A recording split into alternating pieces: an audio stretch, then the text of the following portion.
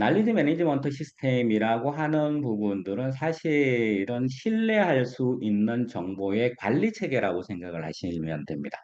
그러니까 신뢰할 수 있는 정보의 관리 체계라고 생각을 하시면 되고, 이 부분들이 어떻게 구성이 되냐 하면 플로우는 이렇습니다. 그러니까 난리지가 생성이 되게 되면은 해당 난리지를 어딘가에 보관을 하게 되겠죠. 그죠?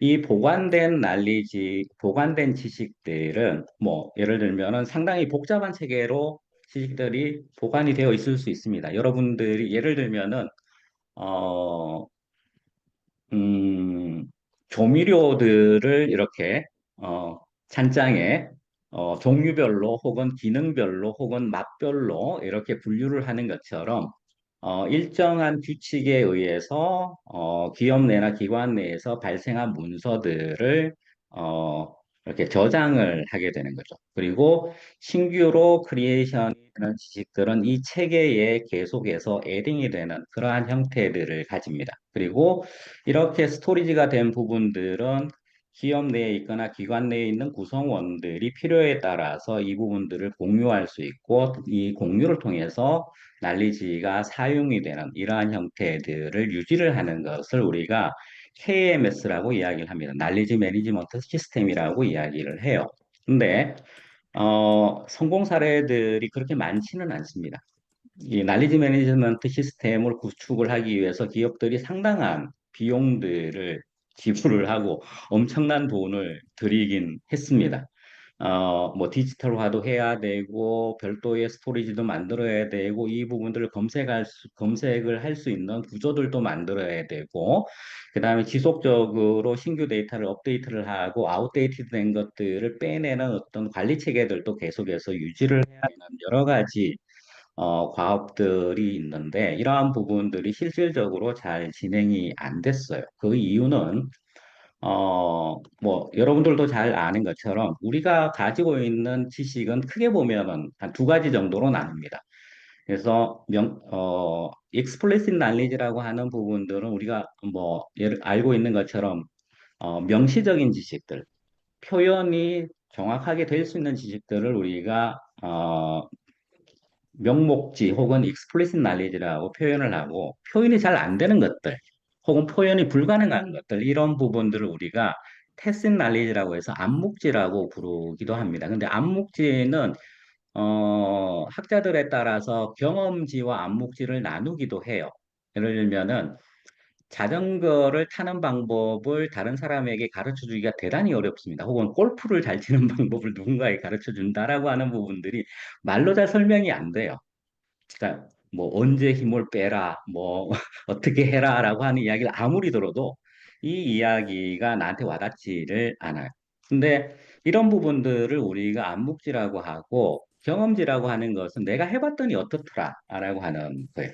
그러니까 내가 이 음식을 먹어봤더니 한국인의 입맛에는 잘 안 맞아. 근데 이렇게 표현을 했을 때 사실은 확인할 수 있는 방법들은 없어요.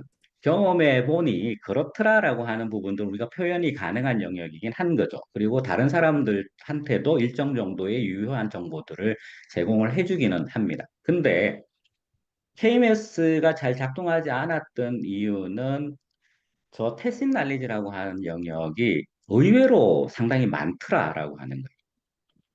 그래서 뭐 그런 부분들 때문에 실제로 우리가 많이 보고 있는 ERP 시스템이라든지 CRM 시스템은 여러분들도 아시다시피 거의 대부분이 수치형 데이터로 계속해서 관리가 되는 그러한 형태입니다. 그리고 기업이 인트라넷이나 이런 형태의 내부적으로 계속해서 축적하고 있는 문서형의 데이터, 이 데이터들은 사실은 활용성이 상당히 떨어졌었어요. 이유는 저장을 해놓긴 했는데 검색을 하기가 상당히 어려운 거죠. 그러니까 내 필요에 맞는 데이터를 갖고 오기도 어렵고, 갖고 오더라도 이게 정말 필요한 데이터, 여러분들 구글 검색하는 거 생각하시면은 거의 유사합니다. 내가 구글 스칼라에서 어떤 키워드를 넣고 쭉 데이터를 뽑았는데 이 중에서 어떤 것들이 정말 내 니즈에 부합하는지를 확인하기 위해서는 적어도 초록 정도라도 읽어봐야 이 데이터가 나하고 상당히 내가 가지고 있는 질문하고 상당히 관계가 있구나라고 하는 부분들을 알 수가 있는 거죠.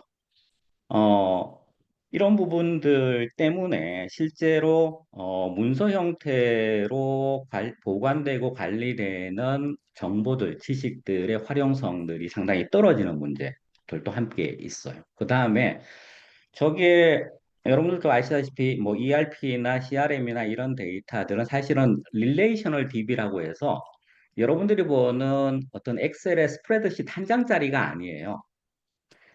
대단히 많은 시트들이 있고 이 시트들을 연결하는 구조들이 다 있어요. 뭐 스키마라고 우리가 표현을 하는데 그래서 내가 필요한 정보들을 뽑아 오리려고 하면은 다른 형태의 소프트웨어나 시스템을 사용을 해야 돼요. SQL 같은 거죠. 근데 그래서 기업에서는 데이터를 추출을 하고 관리하는 친구들이 대부분이 이제 SQL을 사용을 하고 있는 거죠. 여전히 사용을 많이 하고 있는 형태입니다. 그러다 보니까 문제가 생겼죠. 이쪽에 지식관리 영역에서도 기존에 있었던 여러 문제들은 차치하고라도 있는 정보도 제대로 활용하지 못하는 문제들이 생긴 거예요.